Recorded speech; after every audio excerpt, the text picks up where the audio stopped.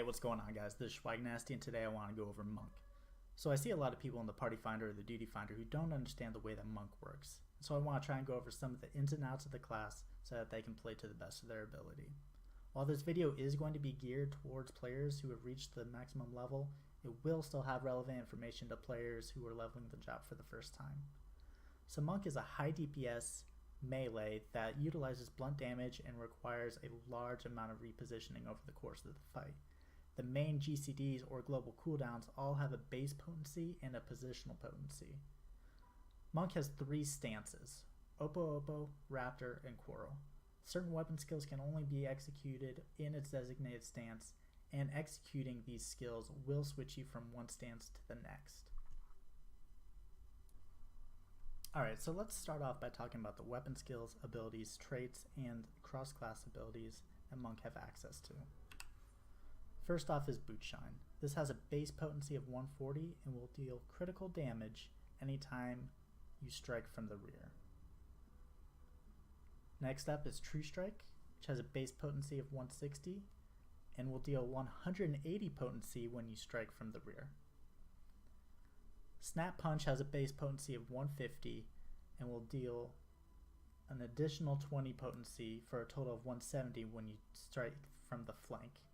Now, for people who aren't familiar with that terminology, the flank is your target's side.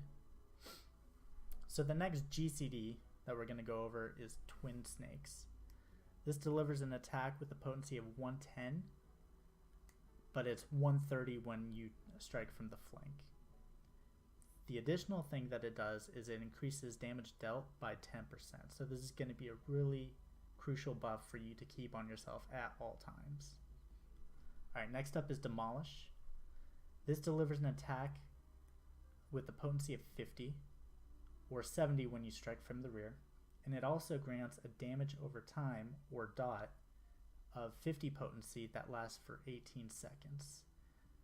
That means that 50 potency will go out every single server tick that goes out, and the typical server tick is every 3 seconds on the FF server.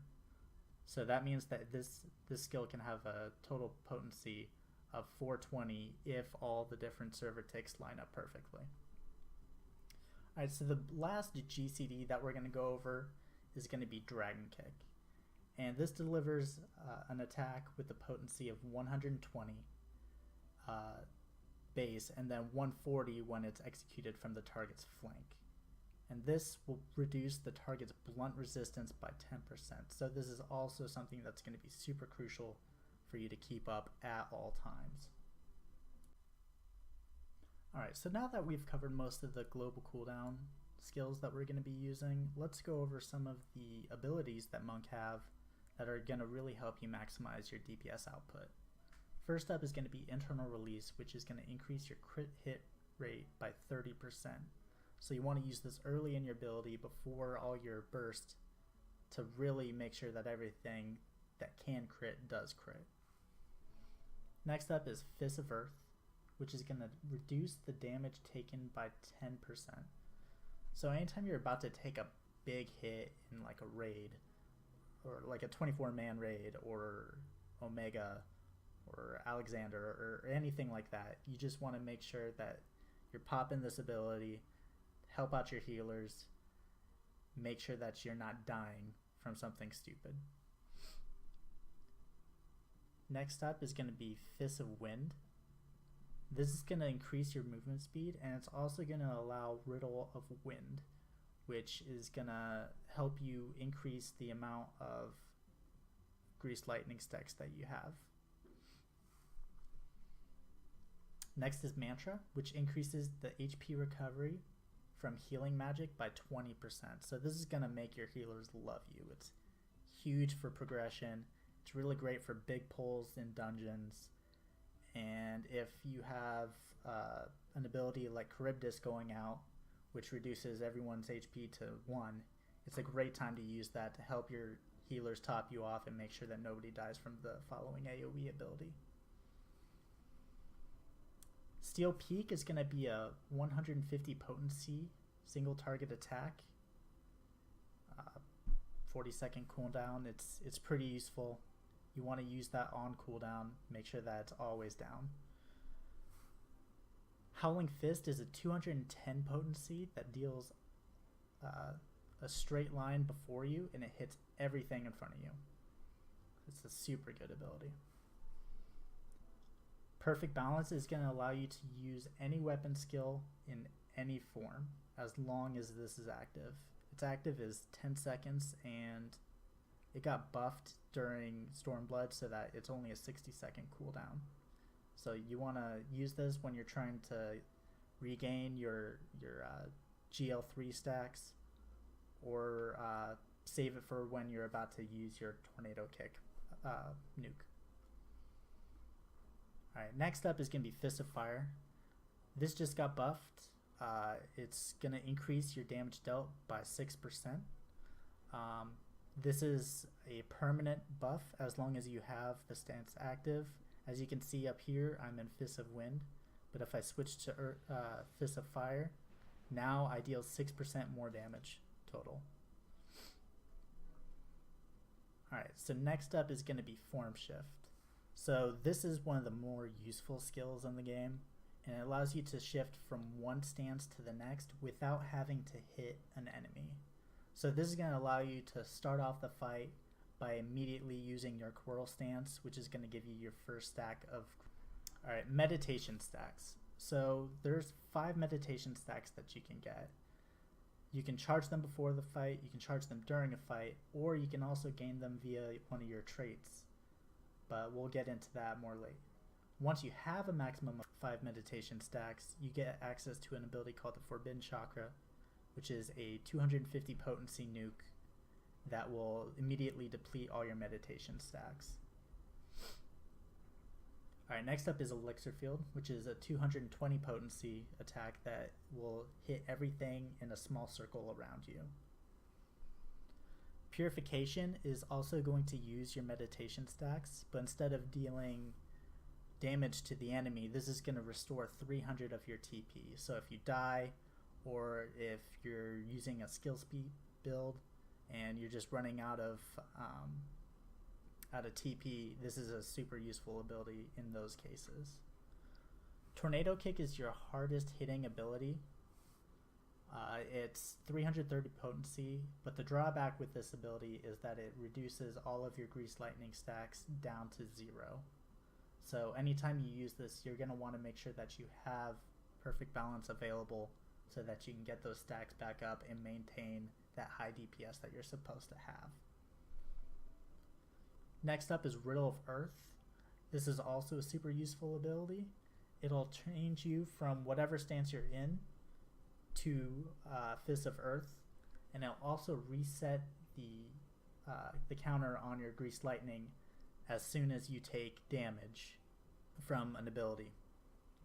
So if you're about to lose stacks, but you know that there's damage coming, you can use that, and hopefully you can maintain the Grease Lightning stacks that you had.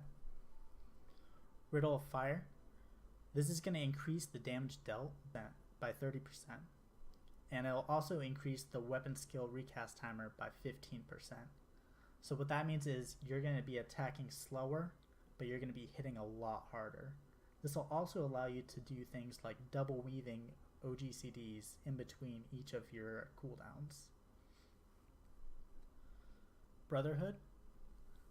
Brotherhood is an AoE physical damage buff. It'll increase the physical damage dealt by 5%, and anyone who is affected will also have a 30% chance to give you a meditation stack when they use a weapon skill. So that's it for all of the abilities. Now I'm going to go into the role actions. So Second Wind is a 500 potency heal that's just going to help you stay alive in between healer casts. It's an off global cooldown, doesn't cost you anything, so it's just super good to use whenever you think that you might die. Diversion is an enmity reduction skill that is going to help you not draw aggro off the tank onto yourself. So you want to use this at the beginning of the fight and on cooldown after that, so that your tanks can stay in their DPS stance as much as possible, so that you can meet the DPS raid requirements, if there are any. Goad.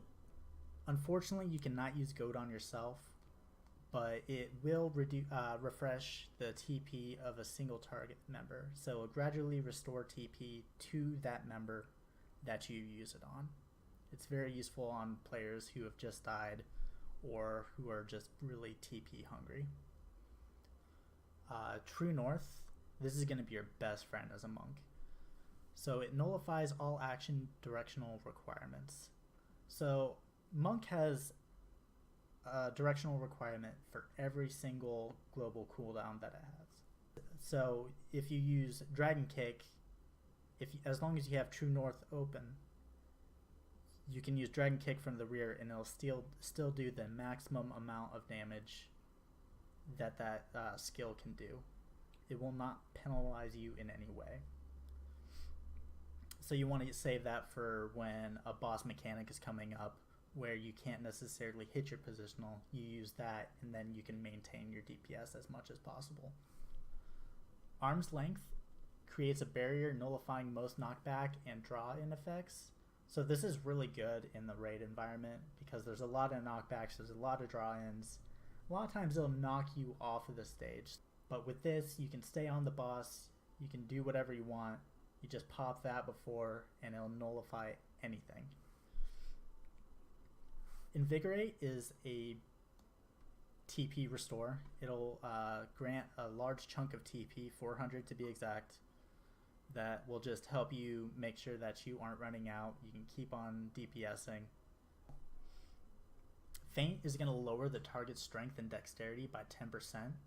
So this is really good for reducing how hard a boss is going to auto attack your tank. So be nice to your tanks. Use this when you can. Make sure that their life is easier. Make sure your healer's life is easier. Alright, Bloodbath is going to convert a portion of your physical damage into HP. So as you're hitting the target or the boss or whatever, a portion of that is going to get converted. So if the healing is a little lackluster, pop Mantra, help your healers out, and then also hit Bloodbath to try and make sure that you can top yourself up. Alright, so now we're going to move into the traits. And there are 3 traits that we want to go over as a monk. Most of them are just going to enhance each other. It's pretty simple. So monks are strength users. So when you're buying your accessories, make sure you're buying strength accessories. You don't want to buy dexterity, mind, intelligence, anything like that. Strength is going to be monk's main stat that you want to make sure that you're stacking to increase your DPS. Next is Grease Lightning. Grease Lightning, once again, is going to increase your damage dealt, and it's going to reduce your weapon skill recast time. So it'll help you attack faster and harder. It's really good. That's why you want to maintain Grease Lightning stacks at all costs. And the last thing is Deep Meditation. So this is going to go over your meditation stacks. So every time you deal critical damage with a weapon skill, you have a 50% chance that it's going to grant you a meditation stack so that you can use the Forbidden Chakra as many times as possible and increase your DPS that way. Alright, so what I'm going to do is I'm going to go ahead and run through the rotation and just kind of talk over it as I go through. So the first thing I'm going to do is form shift up to Coral Stance. And the first thing that you want to establish is that you're going to get Grease Lightning 3. While you're doing this, you're applying Dragon Kick and Twin Snakes so that you're getting your blunt resistance down on the boss and you're getting yourself your 10% damage increase. When you don't have to apply a buff or a debuff or a dot, you want to be using your flat potency abilities that are just going to help you maximize the DPS output that you're doing as a monk.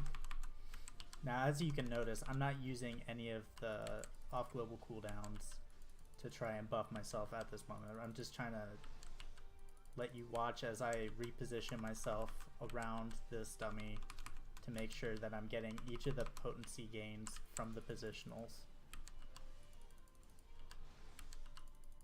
And so you can see here, there's the blunt resist down, the dot up here is going to be the twin snakes. So it's okay to clip the blunt resistance down as long as you're not going to be able to make it through another cycle with it up. If that's the case, then you're going to want to clip. But you want to try and give demolish as much time to tick down so you can utilize all those server ticks as much as possible. Alright guys, that's going to be it for this video. If you have any questions or comments, please feel free to leave a message down below. In further videos, I'll go over the tornado cake opener and how to efficiently use your OGCDs to buff your DPS to its best. Thank you.